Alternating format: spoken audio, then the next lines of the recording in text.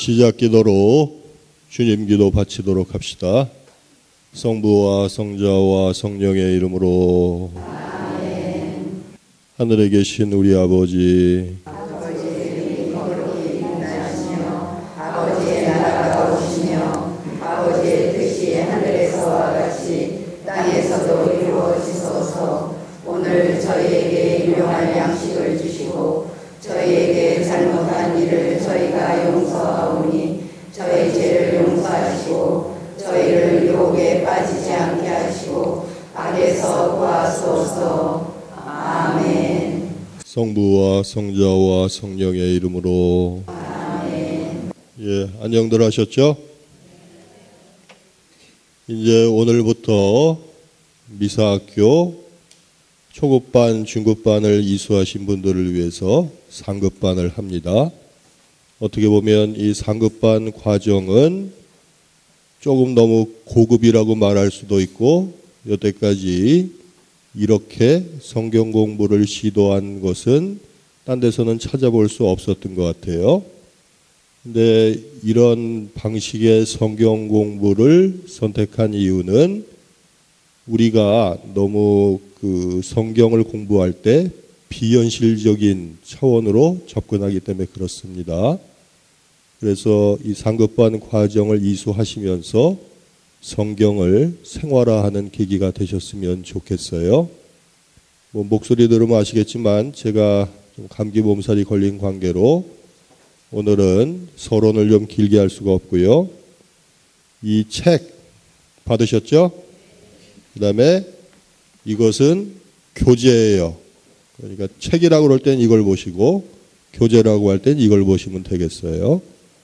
그래서 이 책의 머릿말을 함께 읽으면서 이 책이 무슨 책인지 우선 살펴보도록 합시다. 사도 성 바오로의 탄생 2000주년을 기념하는 성년의 어느 날 전대사 미사 중에 갑자기 바오로 사도가 이 복음을 강론하신다면 하는 생각이 났습니다. 그리고 가톨릭 교회가 제2차 바티칸 공의회 이후에 3년 주기의 전례력을 따라 성경을 묵상하는 목적은 성경 내용의 궁합에 따라 짝지은 것이 아니라 성경 전체를 통독하기 위한 연속성의 원리에 기반을 둔 배열이라는 생각도 들었습니다. 그래서 이것저것 떠오르는 구절을 연결하다 보니 신자들에게 성경 묵상의 기초 공부가 될 수도 있다고 판단했습니다. 가톨릭 교회의 미사 전례에서는 이미 바오로 서강과 복음서를 함께 묵상하고 있는데도 이런 묵상은 보통 신자들에게 낯설기만 합니다. 평소에 신자들에게 성경을 묵상하라고 거만하면서도 그럴 능력이 없는 분이 너무 많아서 가슴이 아픈 적이 한두 번이 아니었습니다. 성경을 읽고 묵상하려고 해도 묵상할 능력이 없는 사람은 딴 생각에 빠지거나 멍한 상태로 시간만 허비합니다. 그래서 바오로 사도가 마르코 복음을 설명하는 형식으로 성경을 엮었습니다. 이런 일이 마르코 복음사가나 바오로 사도께 결례가 될 수도 있지만 성경 묵상 살 줄 모르는 사람들의 눈높이를 감안하며 성경을 묵상하는 시도이므로 두 분 성인께서는 너그럽게 봐주실 것으로 생각합니다. 이 책의 목적은 바오로 서강과 마르코 복음서를 대조 공관하는 데 있지 않습니다. 그저 성경을 성경으로 묵상하면서 영적으로 더 풍요로운 느낌을 신자들이 가졌으면 좋겠습니다. 물론 제 지식과 묵상이 짧아 억지스러운 연결 묵상도 많습니다. 그래서 여러분이 더 잘 어울리는 구절을 궁금해하거나 찾아내어 더 풍요로운 묵상을 하시는 계기만 되어도 저는 좋습니다. 다양한 묵상을 위하여 같은 구절을 반복 인용하여 묵상하는 일은 하지 않았으며 불가피한 경우가 아니면 가톨릭 교회 전례력에 배치되어 있는 구성과 중복되는 묵상도 피하려고 노력하였습니다. 성경 공부 많이 하신 분들은 대충 진지하게 가실 거예요. 지금 그 강호일 주교님께서 그 전례의 여러 부분을 이렇게 손보신 다음에 지금 한국 교회는 아직까지 불행하게도 미사 경본이 없죠. 옛날에 신자 여러분들 갖고 있었던 신자용 미사경본 집에 아직도 갖고 계신 분들 많죠?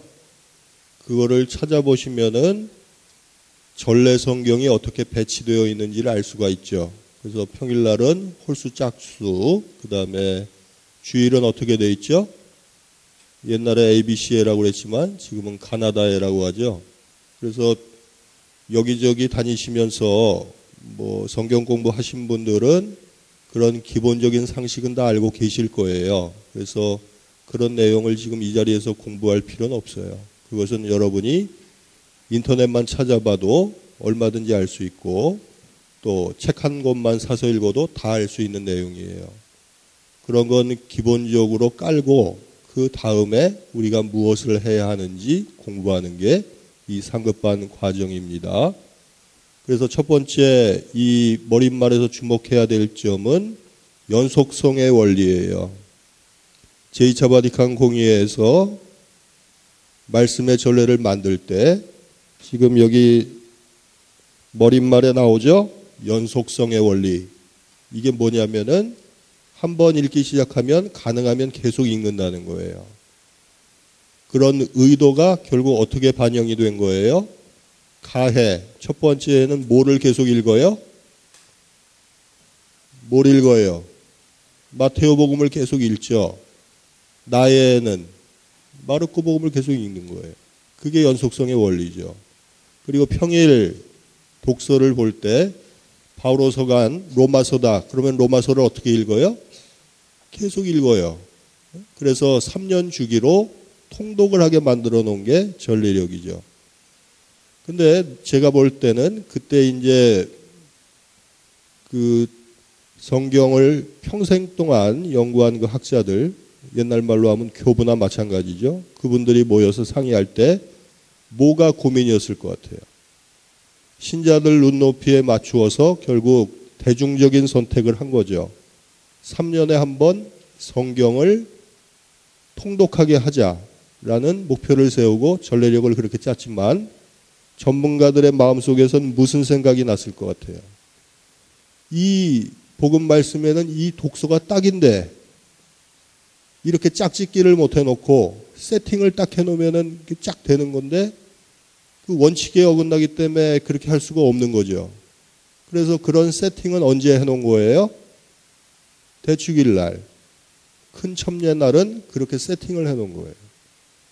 그리고 성인들 축일, 목자, 순교자 이때는 세팅을 해놨죠. 그래서 상호 보완이 된 거예요. 근데 우리는 그런 걸 알고서 미사 참여를 해요? 모르고 미사 참여를 해요? 아무것도 모르고 주는 대로 막 받아 먹는 거죠. 뭔지도 모르고 먹는 거예요. 우리가 최고급 뭐 코스로 요리집에 가면은 요리 이름도 모르면서 그냥 주는 대로 막 받아 먹듯이 그러면 꼭 설사를 하게 돼 있죠. 뭔지도 모르고 먹으면.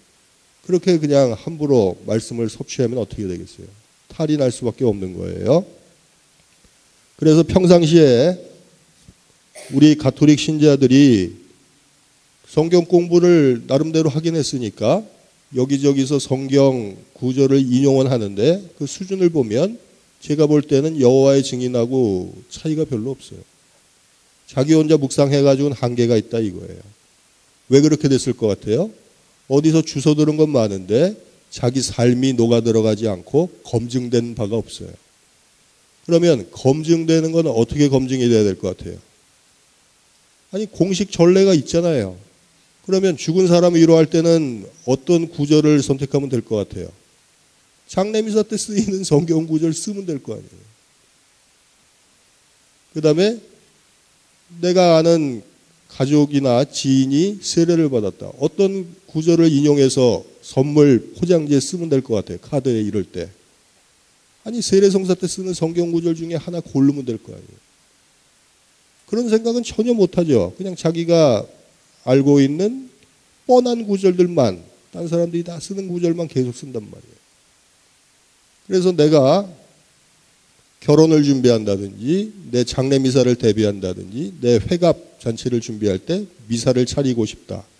그러면 독서와 복음, 물론 우리 교재를 보면 그 내용이 나와 있어요.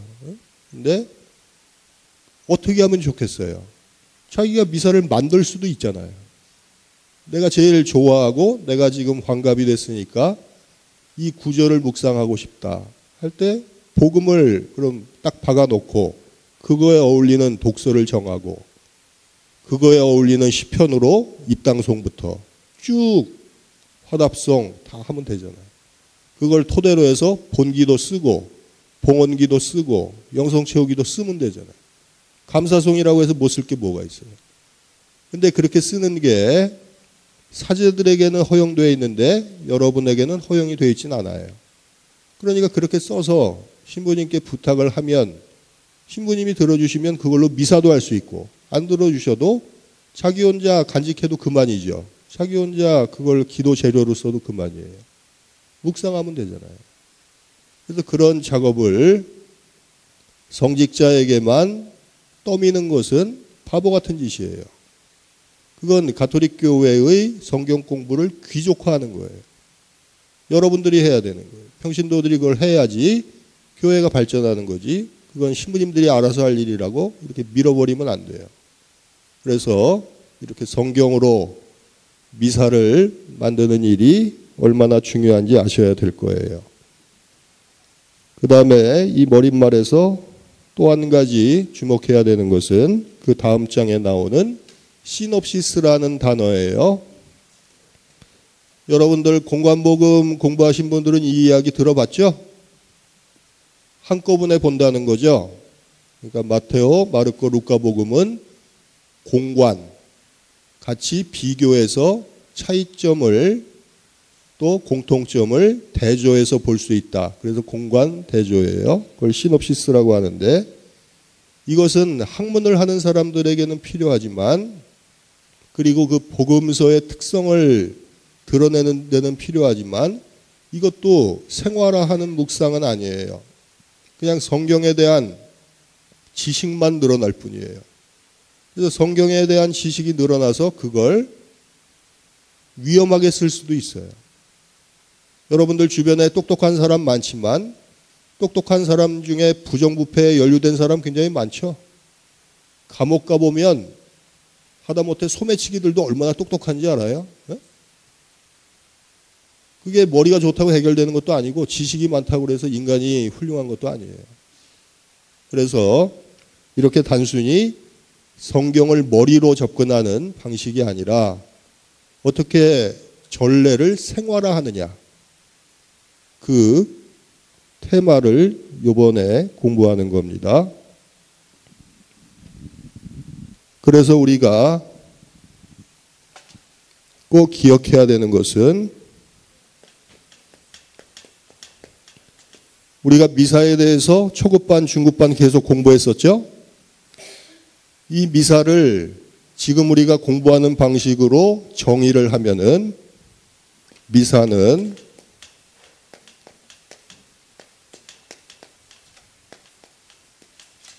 성경 더하기 성전이에요. 생각을 해보세요. 여러분들 매일 미사책 있으시면 매일 미사책 펴서 봐도 좋아요. 매일 미사책에 나와 있는 미사의 내용 중에 성경이 아닌 게 있어요, 없어요? 없어요. 몽땅 다 성경으로 채워져 있고 성경이 아닌 것 같은 본기도나 봉헌기도나 영성채우기도도 이 성경을 묵상해서 채운 거예요. 더군다나 대축일이라든지 그 성인 축일이라든지 이럴 때는 말할 것도 없죠. 그 다음에 그게 어떻게 된 겁니까? 우리 가톨릭 교회의 역사와 함께 계속 지속되면서 끊임없이 채워져 온 거죠. 그래서 미사가 하이라이트가 된 거예요. 결정판이에요.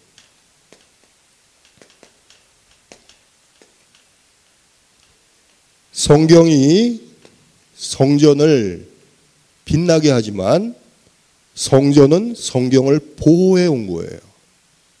그래서 개신교와 가톨릭의 가장 큰 차이가 이거예요. 그 사람들은 성전을 무시하죠. 그러다 보니까 어떻게 됩니까? 파벌이 생기는 거예요. 쪼개지잖아요. 그리고 구약 성경 같은 것도 꿈단에서 그렇게 히브리 말로 된 성경이 다 발견됐는데도 그걸 인정을 안 하죠. 멍청하게. 그 사람들이 주장하는 뭐 그 얌리아 종교회의 같은 건 역사적으로 확실하지도 않은데 그런 것만 신주단지 같이 믿어요. 근데 그 사람들이 이야기하는 39권 구약을 결정한 것은 유다교의 회의죠. 유다교의 회의. 우리 그리스도교의 회의가 아니에요. 우리를 박해하던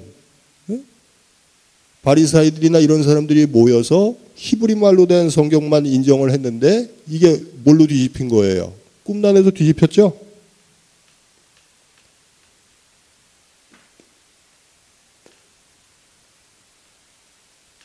사회사본이 발견돼가지고 뒤집혔어요. 그래가지고 구약 성경이 46권으로 돼야지 맞죠. 왜냐하면 나머지 것들도 히브리 말로 된 게 발견됐는데 개신교에서는 그걸 안 받아들인 것 뿐이죠. 이거 말도 안 돼요. 그래서 우리가 이 가지고 있는 이 구조를 깨닫는 게 굉장히 중요하다는 걸 여러분들이 아셔야 될 거예요.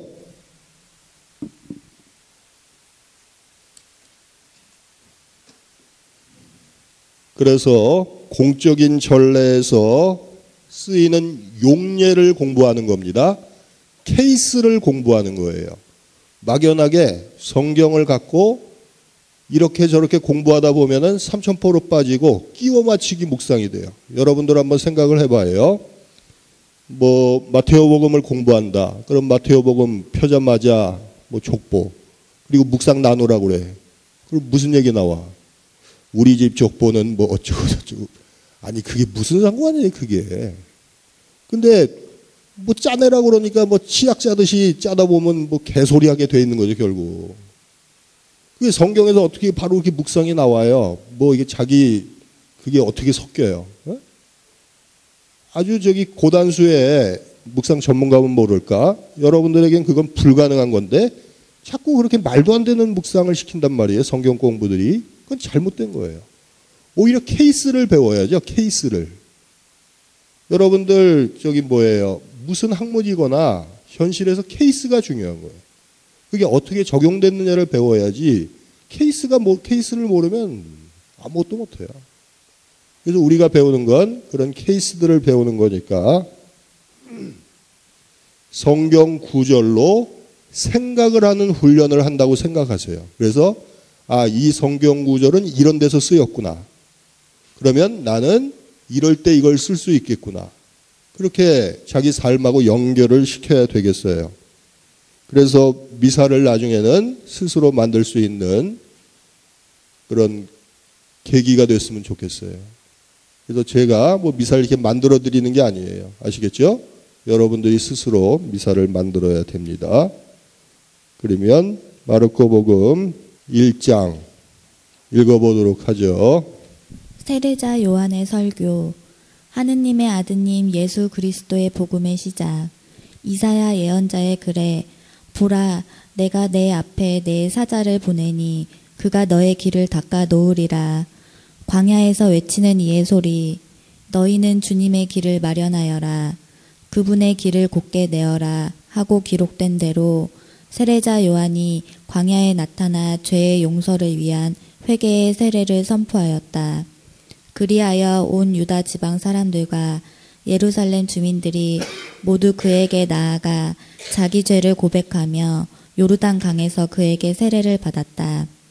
요한은 낙타 털옷을 입고 허리에 가죽띠를 둘렀으며 메뚜기와 들꿀을 먹고 살았다. 그리고 이렇게 선포하였다.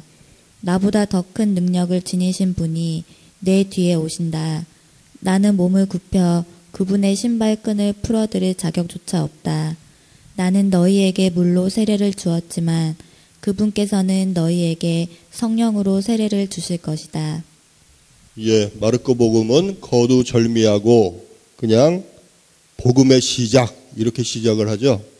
뭐 마르코 복음이나 루카 복음처럼 앞에서 뭐 어쩌고 저쩌고 이런 전사가 없어요. 그냥 무턱대고 하느님의 아들 예수 그리스도란 표현을 딱 쓰죠. 복음의 시작 그렇게 해놓고 출발을 하는 거예요. 그래서 구약의 예를 든 다음에 세례자 요한 이야기를 하고 이제 회개해야 된다. 그 다음에 예수님의 복음을 믿어야 된다. 그리고 그분께서는 성령으로 세례를 베푸실 것이다. 이런 메시지를 바로 주고 있어요. 그래서 이것에 걸맞는 바오로 서간으로 제가 고른 구절을 들으시면서 묵상해 보시기 바랍니다.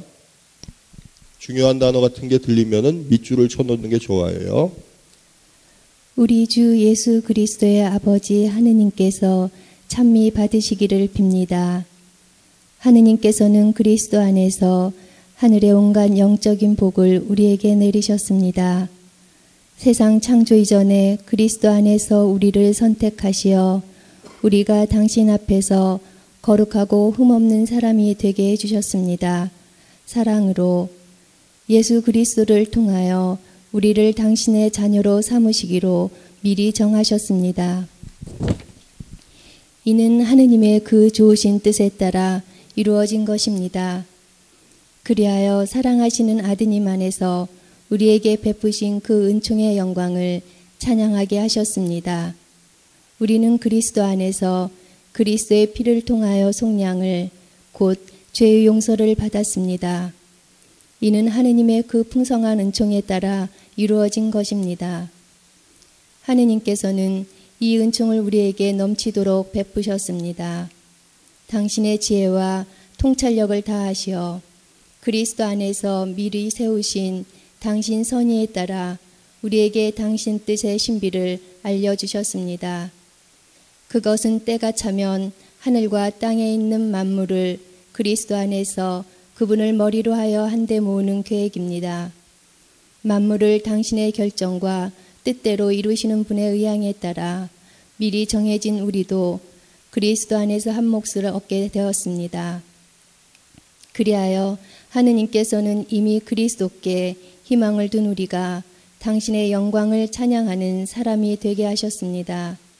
여러분도 그리스도 안에서 진리의 말씀, 곧 여러분을 위한 구원의 복음을 듣고 그리스도 안에서 믿게 되었을 때 약속된 성령의 인장을 받았습니다. 우리가 하느님의 소유로서 속량될 때까지 이 성령께서 우리가 받을 상속의 보증이 되어 주시어 하느님의 영광을 찬양하게 하십니다. 예, 좋습니다. 지금 그냥 언뜻 들으면서 이 두 말씀 간에 무슨 상관이 있나 이런 분들은 이제 한참 공부를 해야 돼요. 그러니까 지금 앞부분에서 그 복음 말씀이 뭐예요? 우리에게 회개를 하라는 그런 권유죠. 그래서 이 독서 말씀은 실제로 나해 대림 2주에 쓰이고 있어요. 대림절 때 우리가 이제 주님을 기다리면서 준비하는 시기죠. 그래서 대림 2주에 이 복음을 읽고 있어요. 근데 그때 물론 이 에베소서 말씀이 세팅이 되어 있지는 않아요. 이 에베소서 말씀은 세례 받은 어린이 장례 미사 때 쓸 수 있는 말씀 중에 하나예요. 물론 수도자들 허원 미사라든지 뭐 다른 용도가 있기도 하지만 주로 그때 쓰여요. 견집 미사 때 쓰이기도 해요. 이 에베소서 말씀은. 왜냐하면 하느님의 구세경륜이 쭉 담겨 있잖아요. 집에 가셔서 이 에베소서를 다시 한번 읽어보셔도 좋아요. 하느님이 어떻게 예수 그리스도를 통해서 우리를 구원하시는지, 그래서 성령의 인장을 받아라 하는 말까지 나오는 거죠. 그것과 여러분이 받은 세례가 겹쳐지면 좋겠어요. 그러면은 앞서 읽은 그 마르코 복음하고 이 에베소서가 어떻게 만나서 묵상이 되는지를 이해할 수가 있을 거예요. 그래서 그 접합점을 찾는 노력을 해야 돼요. 그게 쉽지 않지만 자꾸 노력을 하다 보면은 저는 이걸 배워서 이렇게 짝짓기를 했을 것 같아요. 나도 어디서 배운 게 없죠. 나도 평생 이렇게 살다 보니까 그런 능력이 생긴 거예요. 그래서 바오로 서간 전체를 가지고 마르코 복음하고 이렇게 섞어서 짝을 져놨잖아요. 근데 이걸 뭐 내가 했다고 해서 내가 잘난 게 아니라 여러분들도 다 할 수 있는 건데 그쪽으로 생각을 안 한 것뿐이죠. 하다 보면 돼요. 그러니까 이게 어떻게 연관이 되는지를 알면 되겠어요. 그래서 깊게 묵상을 해보시고요. 그 다음에 예수님께서 세례받으시는 장면을 읽어보도록 합시다. 세례를 받으시다. 그 무렵에 예수님께서 갈릴레아 나자렛에서 오시어 요르단에서 요한에게 세례를 받으셨다. 그리고 물에서 올라오신 예수님께서는 곧 하늘이 갈라지며 성령께서 비둘기처럼 당신께 내려오시는 것을 보셨다. 이어 하늘에서 소리가 들려왔다. 너는 내가 사랑하는 아들, 내 마음에 드는 아들이다. 이렇게 성경 말씀이 연결이 되고 있죠. 세례자 요한이 세례를 베푼 다음에 거기에 예수님께서 오셔서 세례를 몸소 받으시는 거예요. 그래서 이것은 나해 주님 세례 주일날 봉독되는 복음이에요. 그리고 어린이 미사 중에 그 세례 성사를 베풀 때 아이들 또 견진 성사 때도 이걸 쓰기도 해요. 그래서 이것에 걸맞는 사도 바울의 말씀을 들어보도록 합시다. 그렇다면 우리가 무엇이라고 말해야 합니까? 은총이 많아지도록 우리가 계속 죄 안에 머물러 있어야 합니까? 결코 그렇지 않습니다. 죄에서는 이미 죽은 우리가 어떻게 여전히 죄 안에 살 수 있겠습니까? 그리스도 예수님과 하나 되는 세례를 받은 우리가 모두 그분의 죽음과 하나 되는 세례를 받았다는 사실을 여러분은 모릅니까? 과연 우리는 그분의 죽음과 하나 되는 세례를 통하여 그분과 함께 묻혔습니다. 그리하여 그리스도께서 아버지의 영광을 통하여 죽은 이들 가운데에서 되살아나신 것처럼 우리도 새로운 삶을 살아가게 되었습니다. 사실 우리가 그분처럼 죽어 그분과 결합되었다면 부활 때에도 분명히 그리 될 것입니다. 우리는 압니다. 우리의 옛 인간이 그분과 함께 십자가에 못 박힘으로써 죄의 지배를 받는 몸이 소멸하여 우리가 더 이상 죄의 종노릇을 하지 않게 되었습니다. 죽은 사람은 죄에서 벗어나기 때문입니다. 그래서 우리가 그리스도와 함께 죽었으니 그분과 함께 살리라고 우리는 믿습니다. 우리는 그리스도께서 죽은 이들 가운데에서 되살아나시어 다시는 돌아가시지 않으리라는 것을 압니다. 죽음은 더 이상 그분 위에 군림하지 못합니다. 그분께서 돌아가신 것은 죄와 관련하여 단 한 번 돌아가신 것이고 그분께서 사시는 것은 하느님을 위하여 사시는 것입니다. 이와 같이 여러분 자신도 죄에서는 죽었지만 그리스도 예수님 안에서 하느님을 위하여 살고 있다고 생각하십시오. 그러므로 죄가 여러분의 죽을 몸을 지배하여 여러분이 그 욕망에 순종하는 일이 없도록 하십시오. 그리고 여러분의 지체를 불의의 도구로 죄에 넘기지 마십시오. 오히려 죽은 이들 가운데에서 살아난 사람으로서 자신을 하느님께 바치고 자기 지체를 의로움의 도구로 하느님께 바치십시오. 죄가 여러분 위에 군림할 수는 없습니다. 여러분은 율법 아래 있지 않고 은총 아래 있습니다. 어떻게 연결되는지 그 고리를 찾으셔야 돼요. 지금 이 로마서 6장 말씀은 전례력에서 많이 사용되는 구절이에요. 여기저기서 많이 사용돼요. 그래서 대표적인 케이스를 생각해 보면은 세례받은 어린이 장례미사 때 또 쓰이는데 저는 그 교재 한번 보시겠어요? 교재 26쪽 이독서 보면은 첫 번째 나오죠. 로마서 6장 3절부터 4절 그리고 8절부터 9절 이렇게 쓰는데 그 독서를 하나 할 경우에는 그리고 그 신앙이 깊은 사람인 경우에는 이 말만 들어도 잘 그 소화를 시키는 것 같아요. 그러니까 죄에 죽고 예수 그리스도 안에서 신앙으로 살았다. 그게 어떻게 보면 여러분들 영세받은 사람들 축하해 줄 때도 우리가 농담처럼 뭐라고 그래요? 신부님들 강론할 때도 그런 말 잘하죠. 당신이 이제 죽은 거야. 세례받는 건 죽는 거야. 이런 얘기 많이 하죠. 세속에서 죽었다는 얘기예요. 그래서 그리스도와 함께 살란 얘기인데 지금 그게 어디 나오는 이야기예요? 이 로마서에 나오는 이야기죠. 그러니까 여러분들이 그 세례받은 사람에게 덕담을 할 때도 그렇게 좀 품격 있게 할 수 있겠죠. 너 이제 죽은 거야, 임마. 정신 차려. 옛날처럼 살면 안 돼. 그게 이 로마서 6장에 나오는 얘기랑 마찬가지인 거예요. 근데 그 신앙심이 강한 사람들한테는 그게 돼요. 그 예비신자라고 그래서 신앙이 다 약한 건 아니죠. 20, 30년 한 사람보다도 그 영적으로 소질 있는 사람들이 있죠. 근데 부모 신앙이 약한 사람들은 이런 얘기를 하면은 특히 어린아이가 죽었거나 그랬을 때는 그 슬픔이 더 가중되지 해결이 안 돼요. 그럴 때는 오히려 여기 묵시록 이야기를 읽어봐요. 그러면 그 묵시록 이야기를 보면 이제 하느님 곁에서 이렇게 누리게 되는 그 영광이나 이런 이야기가 나와요. 어린 이렇게 영혼들이.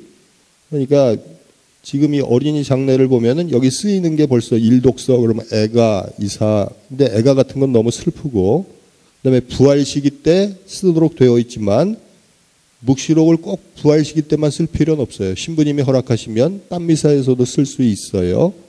그다음에 이독서 이렇게 쭉 나오고 복음 이렇게 고르게 돼 있는 거예요. 그 밑에는 세례받지 못한 어린이의 장례 미사가 나오죠. 근데 이것도 꼭 이렇게만 쓰지 않고 신부님이 세팅을 해서 쓸 수가 있으니까 그걸 참고하시면 되겠어요. 그리고 이런 경우도 있겠죠. 친분 있는 교우집에 어린아이가 죽었다.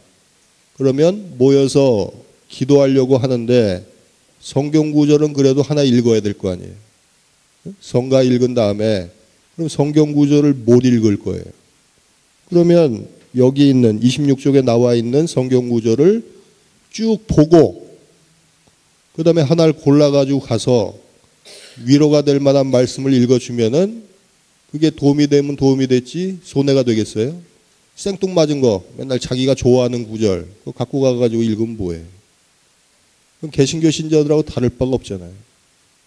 수준이 너무 낮잖아요. 그러니까 좀 이렇게 고품격 그 다음에 이렇게 그 성경을 제대로 왜냐하면 우리가 이미 미사 중에 다 접하고 있는 건데 우리가 그동안 공부를 게을리해서 모르고 있었을 뿐이죠. 그러니까 이런 걸 참고로 해서 성경 말씀을 전할 수 있다 그러면 이건 미사에서 실질적으로 쓰이고 있는 공적인 케이스잖아요. 그 케이스를 가지고 자기가 활용하는데 그걸 누가 뭐라 그러겠어요. 훨씬 더 고급스러운 거니까 그렇게 아시면 되겠어요. 그래서 지금 이 마르코 복음의 앞부분은 결국 뭐하고 연결된 내용이 많아요? 세례와 연관된 부분이 많다. 그렇게 아시면 되겠어요. 두리뭉술이로 얘기하면 그렇게 되는 거예요. 광야에서 받으시는 유혹 읽어보도록 합시다. 광야에서 유혹을 받으시다. 그 뒤에 성령께서는 곧 예수님을 광야로 내보내셨다. 예수님께서는 광야에서 40일 동안 사탄에게 유혹을 받으셨다. 또한 들짐승들과 함께 지내셨는데 천사들이 그분의 시종을 들었다. 예, 여기서는 지금 12절 13절인데 15절까지 해서 나해 사순일주에 이 복음을 봉독하고 있어요. 그러면은 이제 우리 일상 삶에서 어떤 유혹들이 존재하고 사순 시기를 보내면서 사순 일주잖아요. 이제 어떤 그 묵상을 해야 되는지 코린토후서 11장 말씀을 들어보도록 합시다. 그러나 누가 감히 자랑한다면 어리석음에 빠진 자로서 말하는 것입니다만 나도 자랑해 보렵니다. 그들이 히브리 사람입니까? 나도 그렇습니다. 그들이 이스라엘 사람입니까? 나도 그렇습니다. 그들이 아브라함의 후손입니까? 나도 그렇습니다. 그들이 그리스도의 일꾼입니까? 정신 나간 사람처럼 하는 말입니다만 나는 더욱 그렇습니다. 나는 수고도 더 많이 하였고 옥살이도 더 많이 하였으며 매질도 더 지독하게 당하였고 죽을 고비도 자주 넘겼습니다. 마흔에서 하나를 뺀 매를 유다인들에게 5차례나 맞았습니다. 그리고 채찍으로 맞은 것이 3번, 돌질을 당한 것이 1번, 파선을 당한 것이 3번입니다. 밤낮 하루를 꼬박 깊은 바다에서 떠다니기도 하였습니다. 자주 여행하는 동안에 늘 강물의 위험, 강도의 위험, 동족에게서 오는 위험, 이민족에게서 오는 위험, 고을에서 겪는 위험, 광야에서 겪는 위험, 바다에서 겪는 위험, 거짓 형제들 사이에서 겪는 위험이 뒤따랐습니다. 수고와 고생, 잦은 밤샘, 굶주림과 목마름, 잦은 결식, 추위와 헐벗음에 시달렸습니다. 그 밖의 것들은 제쳐놓고서라도 모든 교회에 대한 염려가 날마다 나를 짓누릅니다. 누가 약해지면 나도 약해지지 않겠습니까? 누가 다른 사람 때문에 죄를 지으면 나도 붕괴하지 않겠습니까? 내가 자랑해야 한다면 나의 약함을 드러내는 것들을 자랑하렵니다. 하느님이시며 주 예수님의 아버지신 분, 영원히 찬미 받으실 분께서는 내 말이 거짓이 아님을 아십니다. 다마스쿠스에서는 아레타스 임금의 총독이 나를 잡으려고 그 성을 지키고 있었지만 사람들이 나를 광주리에 담아 성벽에 난 창문으로 내려주어서 그의 소나기를 벗어난 일도 있습니다. 그렇기 때문에 나는 그리스도의 힘이 나에게 머무를 수 있도록 더없이 기쁘게 나의 약점을 자랑하렵니다. 나는 그리스도를 위해서라면 약함도 모욕도 재난도 박해도 역경도 달갑게 여깁니다. 내가 약할 때에 오히려 강하기 때문입니다. 자기가 믿음 안에 살고 있는지 여러분 스스로 따져보십시오. 스스로 시험해 보십시오. 예수 그리스도께서 여러분 안에 계시다는 것을 깨닫지 못합니까? 깨닫지 못한다면 여러분은 실격자입니다. 그러나 나는 우리가 실격자가 아니라는 사실을 여러분이 알게 되기를 바랍니다. 우리는 여러분이 어떠한 악도 저지르지 않게 되기를 하느님께 기도합니다. 그렇다고 우리가 합격자임을 드러내려는 것이 아니라 우리가 실격자처럼 보일지라도 여러분만은 선을 행하게 하려는 것입니다. 우리는 진리를 거슬려서는 아무것도 할 수가 없고 무엇이든지 진리를 위해서만 할 수 있습니다. 우리가 약하더라도 여러분이 강하면 우리는 그것으로 기뻐합니다. 바로 여러분이 자신을 바로잡기를 우리는 기도하고 있습니다. 그래서 내가 떨어져 있는 동안에 이렇게 편지를 써보냅니다. 내가 여러분에게 가서 곁에 있을 때 주님께서 나에게 주신 권위를 가지고 여러분을 준엄하게 다룰 필요가 없게 하려는 것입니다. 그 권위는 무너뜨리기 위한 것이 아니라 성장시키기 위한 것입니다. 그럼 형제 여러분, 기뻐하십시오. 자신을 바로 잡으십시오. 서로 격려하십시오. 서로 뜻을 같이 하고 평화롭게 사십시오. 그러면 사랑과 평화의 하느님께서 여러분과 함께 계실 것입니다. 거룩한 입맞춤으로 서로 인사하십시오. 모든 성도가 여러분에게 안부를 전합니다. 주 예수 그리스도의 은총과 하느님의 사랑과 성령의 친교가 여러분 모두와 함께하기를 빕니다. 그래요. 좋습니다. 이 광야에서 예수께서 유혹받으시는 장면을 왜 사도 바오로가 그 복음을 선포하는 과정에서 여러 고난을 겪었던 과정과 이렇게 매치를 시켜놓은 것 같습니까? 여러분의 인생에서 있었던 여러 가지 고통도 매치를 시키라는 이야기예요. 우리가 성경 묵상을 할 때 항상 빠지게 되는 함정 중에 하나가 뭐냐면 이제 사순 일주에 이 복음 말씀을 딱 묵상한다 그러면 바리사이 같은 묵상밖에 못하는 거예요. 예수께서 겪으셨던 3가지 고통이 뭐냐? 그러면 신자들 중에 그 대답 못하는 사람 없어요. 짝짝짝 얘기해. 네? 여러분들도 지금 대답할 수 있죠? 물어보면. 그러면 그걸 뭐 이제 그게 무슨 유혹이고 그건 뭐 의식주에 관계된 거고 어쩌고 저쩌고 설명하고 끝이에요. 그건 묵상이 아니에요. 그냥 머리로 알고 있는 거지. 네? 그럼 마귀들도 할 줄 알아요. 그러면 어떻게 해야 되겠어요? 그러면 그런 그 유혹들이 있다. 그럼 지금 나에게는 어떤 유혹이 있는지 그거를 살펴보고 그 유혹을 극복하려면 어떻게 해야 되는지를 생각해야지 이 복음에 대한 묵상이 될 거 아니에요.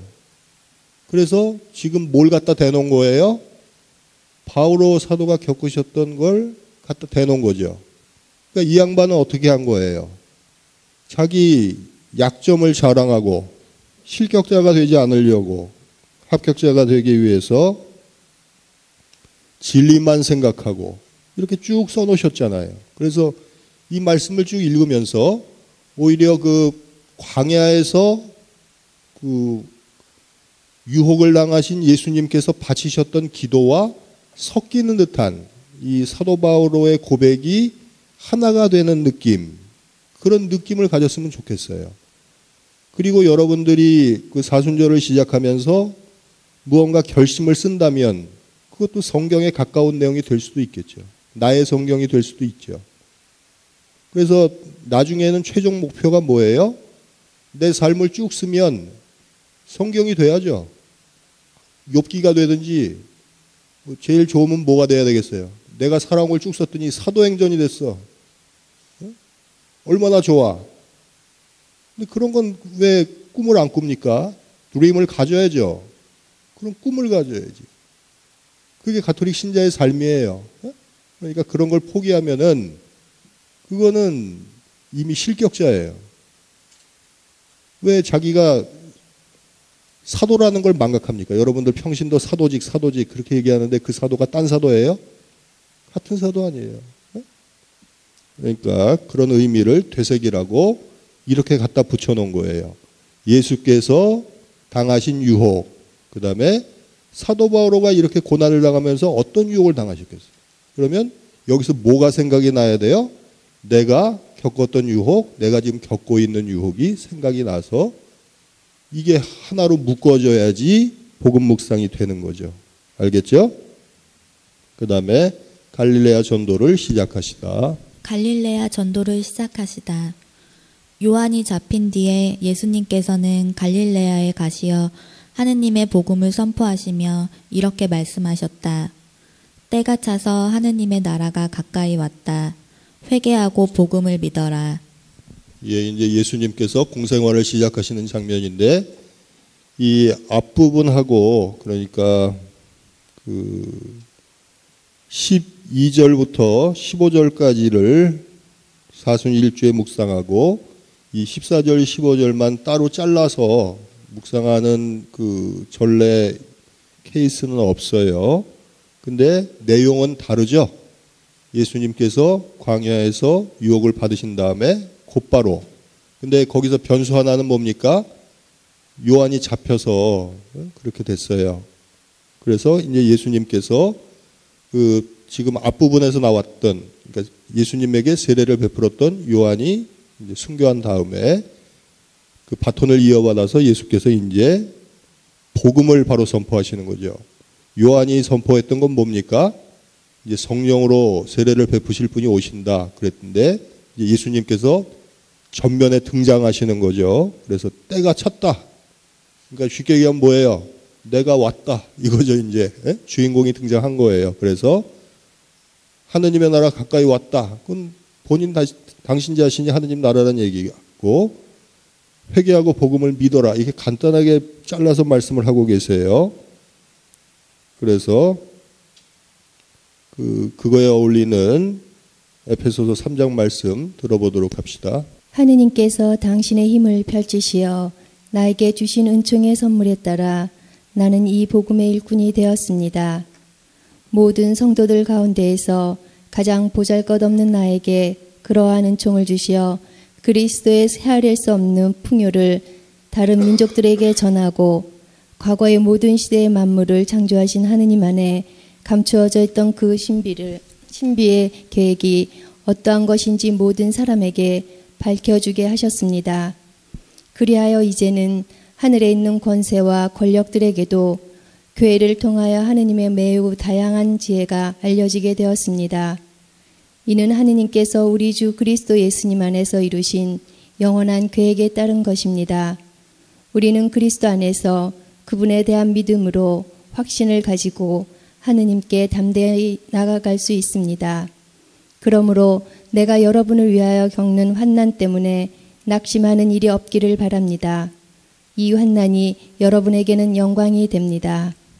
그래요. 복음을 전하는 환난이 우리에게는 영광이 된다는 말씀이죠.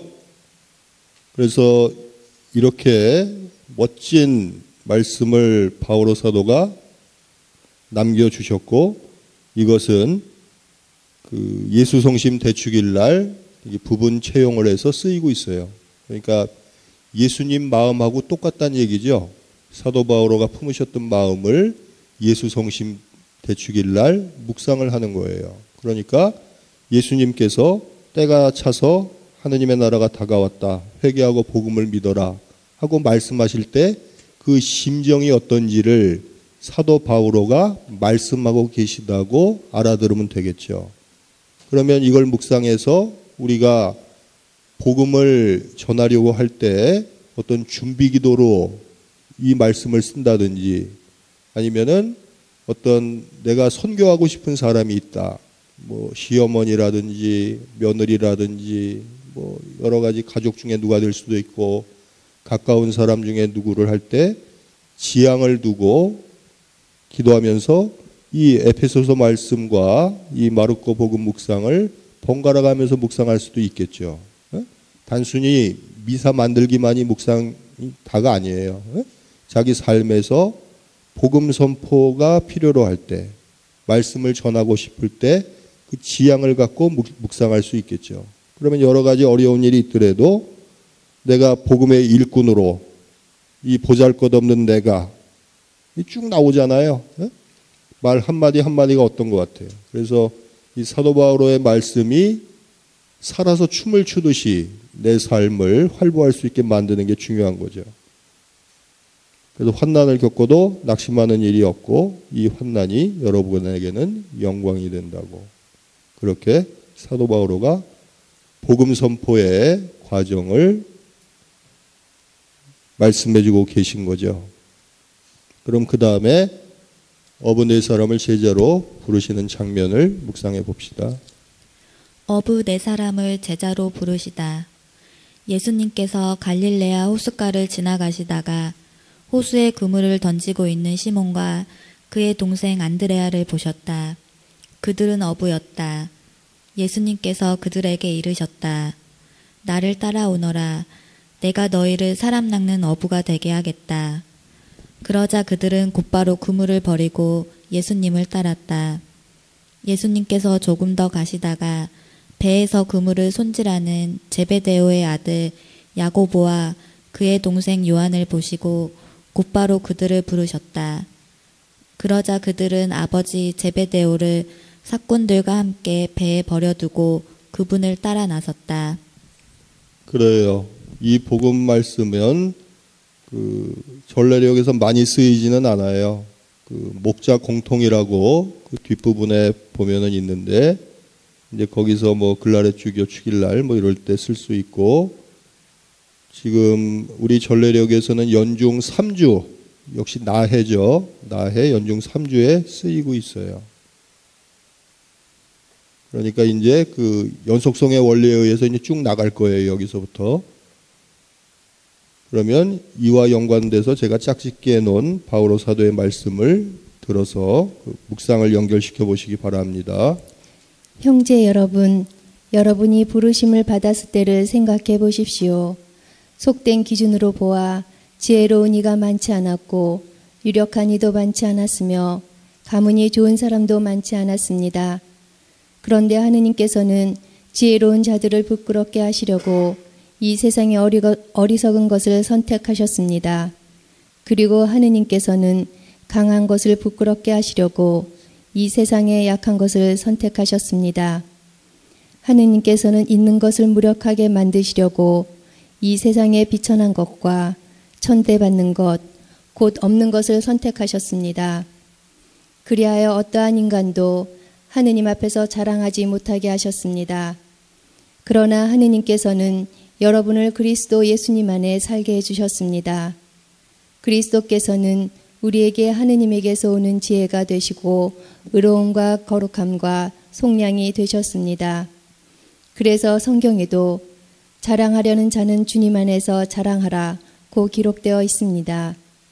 내가 한때 유다교에 있을 적에 나의 행실이 어떠하였는지 여러분은 이미 들었습니다. 나는 하느님의 교회를 몹시 박해하며 아예 없애버리려고 하였습니다. 유다교를 신봉하는 일에서도 동족인 내 또래의 많은 사람들보다 앞서 있었고 내 조상들의 전통을 지키는 일에도 훨씬 더 열심이었습니다. 그러나 어머니 뱃속에 있을 때부터 나를 따로 뽑으시어 당신의 은총으로 부르신 하느님께서 기꺼이 마음을 정하시어 내가 당신의 아드님을 다른 민족들에게 전할 수 있도록 그분을 내 안에 계시해 주셨습니다. 그때 나는 어떠한 사람과도 바로 상의하지 않았습니다. 나보다 먼저 사도가 된 이들을 찾아 예루살렘에 올라가지도 않았습니다. 그냥 아라비아로 갔다가 다시 다마스쿠스로 돌아갔습니다. 그러고 나서 3년 뒤에 나는 케파를 만나려고 예루살렘에 올라가 보름 동안 그와 함께 지냈습니다. 그러나 다른 사도는 아무도 만나보지 않았습니다. 주님의 형제 야고보만 보았을 뿐입니다. 내가 여러분에게 쓰는 이 글은 하느님 앞에서 말합니다만 거짓이 아닙니다. 그 뒤에 나는 시리아와 킬리키아 지방으로 갔습니다. 그래서 나는 유다에 있는 그리스도의 여러 교회에 얼굴이 알려지지 않았습니다. 그들은 한때 우리를 박해하던 그 사람이 지금은 자기가 한때 그렇게 없애버리려고 하던 믿음을 전한다는 소문만 듣고 있었습니다. 그리고 그들은 나 때문에 하느님을 찬양하였습니다. 지금 여기서는 제가 바오로 서간을 두 개를 인용했죠. 첫 번째인 건 뭔 것 같아요? 일반적인 상황이고 두 번째 갈라디아서 말씀은 이제 바오로 사도 개인의 부르심에 관계된 내용이죠. 근데 보통 이제 신자들 보면은 이중적인 면이 좀 있어요. 뭐냐면은 교회가 가난한 사람을 위해서 무엇을 해야 된다라고 모두 다 생각하고 있죠. 근데 뭐 이제 다른 사람이 이렇게 이런 걸 물어보는 경우가 있어요. 그 성당에 누가 다녀? 그러면은 우리 저기 지역구 국회의원이 다녀. 그러면서 이렇게 거들먹거리는 신자들이 생각보다 굉장히 많아요. 그리고 뭐 이게 돈 많은 사람, 그 동네에서 갑부가 우리 성당 다녀. 이렇게 하면서 그걸 성당의 자랑거리라고 생각하는 거예요. 하다못해 뭐 TV에 나오는 탤런트나 영화배우라도 이제 한 명 나오면 야, 옥수동에 김태희 다닌대. 뭐 이런 거. 무슨 말인지 알겠어요? 그게 자랑이 되는 거예요. 근데 그런 얘기할 때 무슨 얘기를 딱 해주면 되겠어요? 여기 지금 고린토 1장에 나오는 거. 하느님께서는 잘난 사람들 부끄럽게 하려고 못난 사람을 선택하셨다는 이야기가 나오죠. 그래서 제자로 부른 사람들이 여기 잘난 사람이 있어요? 없어요? 그 당시에 잘 나가는 사람 한 명도 없어요. 예수님께서 불러서 쓰신 거죠. 그러면 그 섭리가 뭔지를 깨달아야지 자꾸 세속적인 거에 의지하려고 그러면 어떡해. 유명한 사람, 돈 많은 사람, 재주 많은 사람들이 득실거리는 성당은 어떻게 보면 불행한 거예요. 세속적으로 꽉 차 있잖아요. 잘났잖아요. 그게 뭐예요?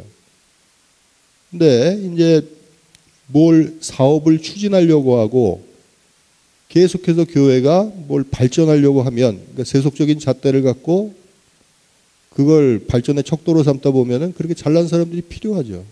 그러다 보면 가난하고 못난 사람들은 교회 안에서 갈 데가 없어요. 그냥 미사나 왔다가 그냥 사라져야지 뭐 남아서 커피 한 잔도 마시기 어려워요. 근데 우리가 그런 분위기를 만든단 말이에요. 알게 모르게. 성당 안에서 소외된 사람을 돌보는 게 아니죠. 그래도 대학물은 좀 먹고 직장 생활도 좀 안정이 되고 그러면 봉사하라고 그때서야 잡아 끌지 뭐 그러면서 끼리끼리 모여가지고 이제 뭐 잘난 사람들끼리 모임을 만들어 가는 거죠. 그건 원래 개신교가 전문인데 가톨릭도 점점 닮아가는 것 같아요. 근데 이럴 때 이 사도 바울의 말씀은 일침을 가하는 거죠. 근데 그 사도 바울가 두 번째 그 갈라티아서에서 말씀하시는 게 뭐예요? 그러면 내가 못난 사람이냐? 나는 못나지 않았다는 걸 쭉 말씀하시고, 이제 그럼에도 불구하고 본인이 왜 이렇게 살게 되셨는지 말씀을 하고 계시는 거죠. 그래서 묵상을 해보시기 바랍니다. 그래서 고린토 1장 말씀은 뭐 그렇게 특별하게 쓰이진 않아요. 연중 4주. 이건 근데 가해 써요. 가해. 이독서로 쓰이고 있고, 이 갈라티아서 1장 말씀은 다해에 쓰이고 있어요. 연중 11주의 이독서로 쓰이고 있어요. 그 다음에 이제 회당에서 더러운 영을 쫓아내시는 장면 묵상하도록 하죠. 회당에서 더러운 영을 쫓아내시다. 그들은 카파르나움으로 갔다. 예수님께서는 곧바로 안식일에 회당에 들어가 가르치셨는데 사람들은 그분의 가르침에 몹시 놀랐다. 그분께서 율법 학자들과 달리 권위를 가지고 가르치셨기 때문이다. 마침 그 회당에 더러운 영이 들린 사람이 있었는데 그가 소리를 지르며 말하였다. 나자렛 사람 예수님, 당신께서 저희와 무슨 상관이 있습니까? 저희를 멸망시키러 오셨습니까? 저는 당신이 누구신지 압니다. 당신은 하느님의 거룩하신 분이십니다. 예수님께서 그에게 조용히 하여라, 그 사람에게서 나가라 하고 꾸짖으시니 더러운 영은 그 사람에게 경련을 일으켜 놓고 큰 소리를 지르며 나갔다. 그러자 사람들이 모두 놀라 이게 어찌 된 일이냐, 새롭고 권위 있는 가르침이다. 저희가 더러운 영들에게 명령하니 그것들도 복종하는구나 하며 서로 물어보았다. 그리하여 그분의 소문이 곧바로 갈릴레아 주변 모든 지방에 두루 퍼져나갔다. 이 마르코 복음상에서는 이게 첫 번째 예수님의 기적이죠. 근데 우리가 기적에 대해서 어떤 그 예수님의 능력, 그 다음에 예수님의 신성, 이쪽으로만 자꾸 생각을 하다 보니까 그 이상한 그 기복적이고 좀 변태적인 그런 묵상을 많이 하게 되는 거예요. 그래서 기적의 의미를 어떻게 생각해야 되는지 제가 고른 구절이 히브리서 10장의 말씀이니까 읽어보도록 합시다. 예수님께서 어떻게 기적을 행하시는지를 이 성경 말씀을 통해서 묵상하시면 되겠어요. 모든 사제는 날마다 서서 같은 제물을 거듭 바치며 직무를 수행하지만 그러한 것들은 결코 죄를 없애지 못합니다. 그러나 그리스도께서는 죄를 없애시려고 한번 제물을 바치시고 나서 영구히 하느님 오른쪽에 앉으셨습니다. 이제 그분께서는 당신의 원수들이 당신의 발판이 될 때까지 기다리고 계십니다. 한 번의 예물로 거룩해지는 이들을 영구히 완전하게 해주신 것입니다. 성령께서도 우리에게 증언해 주시니 먼저 이렇게 말씀하셨습니다. 그 시대가 지난 뒤에 내가 그들과 맺어줄 계약은 이러하다. 주님께서 말씀하신다. 나는 그들의 마음에 내 법을 넣어 주고 그들의 생각에 그 법을 새겨주리라. 그리고 이렇게 덧붙이셨습니다. 나는 그들의 죄와 그들의 불의를 더 이상 기억하지 않으리라.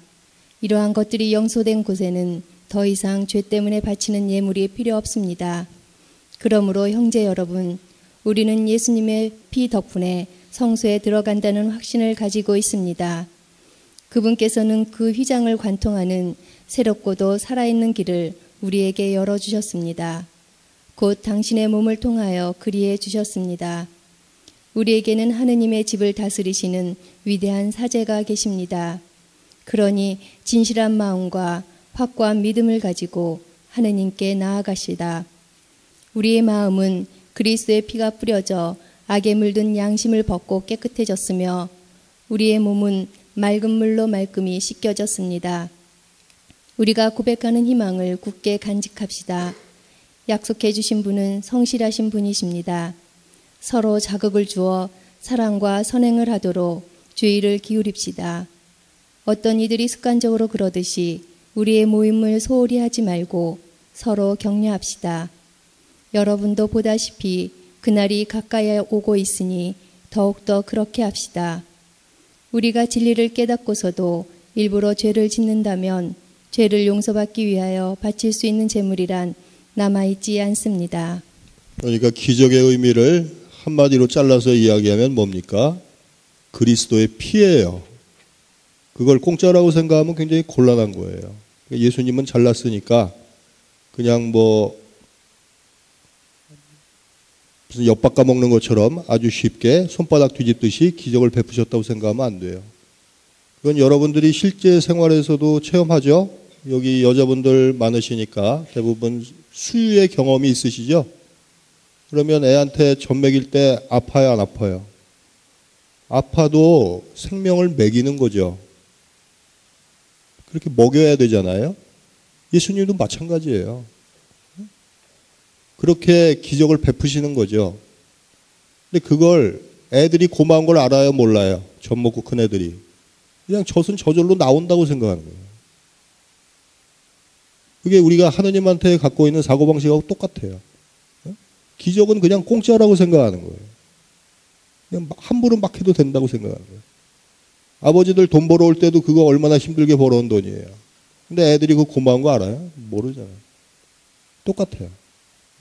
그래서 여기 그 그리스도의 피가 결국 그 날마다 예수께서 지금도 우리를 이렇게 살려주고 계신 기적을 베풀려고 날마다 당신 자신을 이렇게 제물로 바치고 계시다는 걸, 그게 미사의 신비라는 것까지 묵상할 수 있으면 좋겠어요. 그 다음에 시간이 좀 많이 됐기 때문에 이제 뒷부분은 제가 그냥 쭉 이렇게 설명을 해드리겠습니다. 설명하기 전에 이 히브리서 말씀은 성모 영보 태축일 날 쓰이고 대림사주 다해에도 쓰이고 있어요. 그 다음에 나해 연중 33주일에도 쓰이고 있습니다. 그 다음에 이제 시몬의 장모를 고치시는 장면이 나오죠. 29절부터인데 이 39절까지는 나해 연중 5주에 쓰이고 있어요. 그래서 제가 세팅해 놓은 게 티토서 말씀이죠. 이건 성탄, 반미사, 이독서입니다. 그 다음에 지금 그 20쪽 보면은, 우리 책 20쪽 보면은 고린토 2장 말씀이 나오는데, 이거는 성베다 축일날 5월 25일 날 쓰이는 말씀이에요. 지금 연결이 되는 게 하나는 있어요. 뭐냐면은 21쪽 거기 고린토 전서 9장 16절부터 이렇게 쭉 나오죠. 이건 연중 5주에 쓰이니까 아까 연중 5주에 뭐가 쓰인다고 그랬죠? 시몬의 병든 장모를 고치시는 장면하고 이게 세팅이 되어 있는 거예요. 그래서 왜 연결이 되어 있는지는 숙제로 내줄 테니까 한번 묵상을 해보도록 해요. 그 다음에 22쪽 보면은 나병 환자를 고치시는 장면 나오죠? 이건 연중 6주예요. 연속성의 원리가 뭔지 알겠죠? 이렇게 쭉 읽는 거예요. 어렵지 않아요. 그래서 이것도 나해입니다. 그렇게 쭉 연결이 돼 있어요. 그래서 지금 이 뒷부분은 주로 기적에 관계된 내용이죠.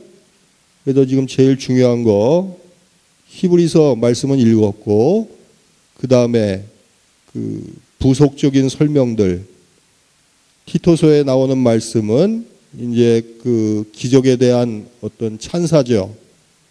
코린토 후서 2장하고 코린토전서 9장 말씀도 한번 쭉 읽어보도록 해요. 숙제로 내줄 테니까 묵상을 해보시기 바랍니다. 그래서 10번에 이 강의를 끝내야 되기 때문에 이제 다음 주에는 2장을 공부할 거예요.